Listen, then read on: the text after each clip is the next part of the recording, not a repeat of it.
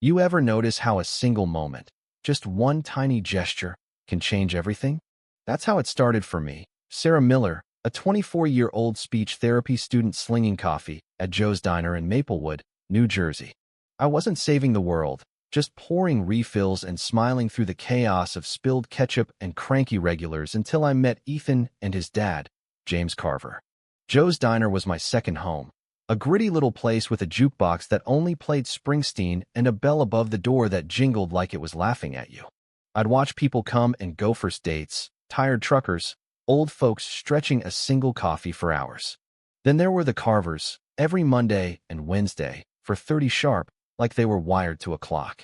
James was all sharp suits and sharper edges, a Wall Street guy who looked like he could buy the diner and fire us all without blinking. He'd order the same thing: black coffee, burger for the kid, no onions, and barely look up from his phone. Ethan, though, this quiet 7-year-old with big hazel eyes, he was different. He didn't talk, not a word, just sat there, hands folded, watching the world like he was trying to memorize it. I saw the way he'd flinch when a glass clinked too loud, the way his shoulders tensed when James snapped at a call. This wasn't just a shy kid, this was a kid carrying something heavy. One slow, rainy afternoon, I caught Ethan staring at a group of kids at a birthday table, laughing like they owned the place. His eyes, God, they were screaming with this raw, aching want. I couldn't explain it, but something in me just moved. I grabbed a napkin, a pen from my apron, and slid them over to him. "Hey, Ethan, I'm Sarah," I said, soft, like I was talking to a spooked deer. "Love that green hoodie." James glanced up, his eyes like ice, ready to shut me down, but I kept my focus on Ethan. He hesitated, glanced at his dad, then picked up the pen and drew a shaky little circle with 2 dots for eyes, a flat mouth, and lines falling like tears. My heart cracked. I smiled, said, "That's a real good drawing. Ethan, thanks for showing me." James didn't say a word, just watched, his face unreadable, but I swear I saw something shift in him, like he was seeing his kid for the first time. That napkin became our thing dongwu. System, thing, our secret language. Every Monday and Wednesday, I'd bring Ethan a fresh napkin, and he'd draw sad little houses with no doors, trees with no leaves. I'd add something hopeful, like a bird or a flower, never pushing him, just letting him know I was there. James watched, always silent, always intense, but he didn't stop us. Ethan started bringing me stuff: a shiny pebble, a bent feather, little gifts, like he was saying, "I trust you." I kept a box of crayons in my apron, started bringing him small things too, like a tiny seashell or a prism that made rainbows dance on the table. One day, he drew a boat, alone in a stormy sea, and I gave him a paper crane I'd folded the night before.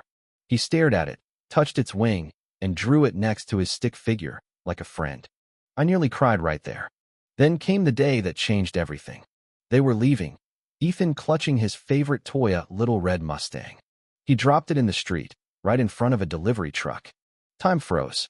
Ethan's face went white, his mouth opened, and this raw, rusty no ripped out of him.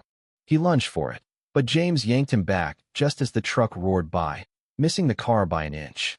I ran out, grabbed the toy, and knelt in front of Ethan, my voice shaking. "You did it, Ethan. You used your voice." He looked at me, terrified, then whispered, "Sarah." My name. James looked like he'd been hit by a train, staring at his son, then at me, like I'd just pulled off a miracle. And maybe I had.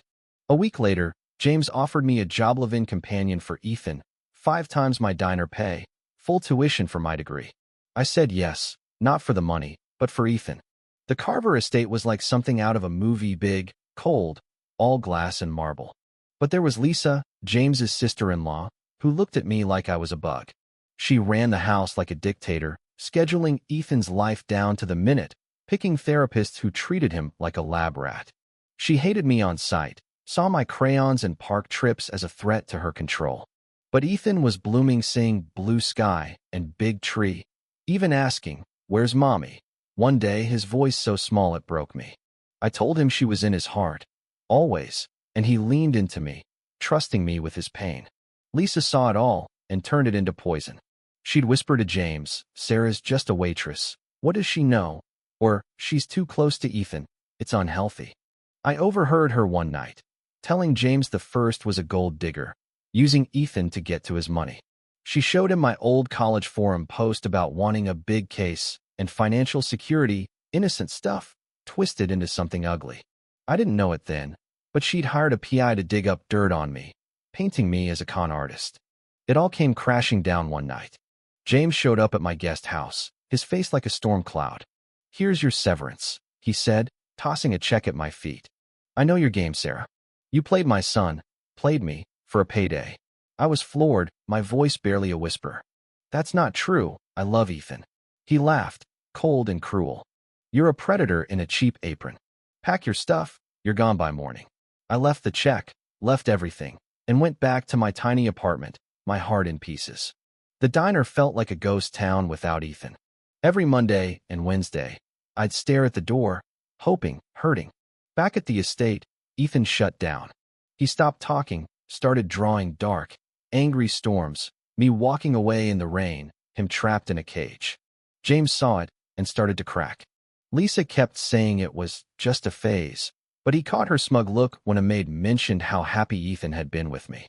Then one night, Ethan pointed at a photo of his mom, then his chest, then the door, telling James without words, "You sent her away, like Mom."